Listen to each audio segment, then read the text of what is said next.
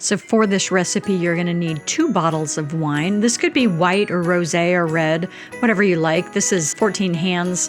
I really like this brand of wine. It tends to run $10 to $11 a bottle, and it's a local to me vintage, so we drink a lot of this.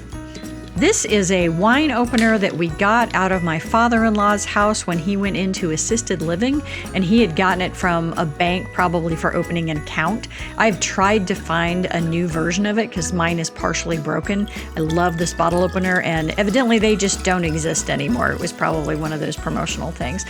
So 2 bottles of wine going into a saute pan or a good-sized pot. This pot was just a hair small. I probably could have gone a little bit larger. And then you're gonna want a 1/2 cup of sugar, 3 cinnamon sticks, 10 whole cloves, 10 whole peppercorns, a teaspoon of whole allspice, and then some sliced orange or tangerine. I had this stuff bagged up because I had done it for a trip that we went on, and then we ended up not making the mulled wine that I was gonna make. And so I just had it all together in a bag already. Turn your heat on. You want this at the lowest possible simmer. I'm using some tangerines in this. The recipe calls for just the rind or strips of orange, and I just thought I'd throw the whole thing in there because it looks pretty and it's not gonna hurt anything.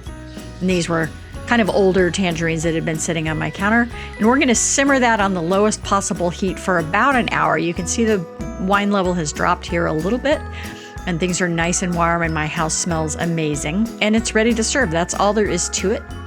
This is a 6-ounce ladle, and some of the alcohol is going to cook off with this. You can add brandy as an optional way of kicking the alcohol back up.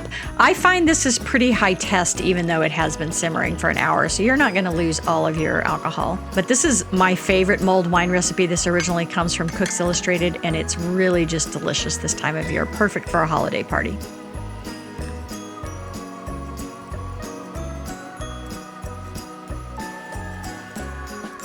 Thanks for watching, Tribe. If you like this kind of content, give me a thumbs up, subscribe, leave me a comment, and share. I have new content coming out every week.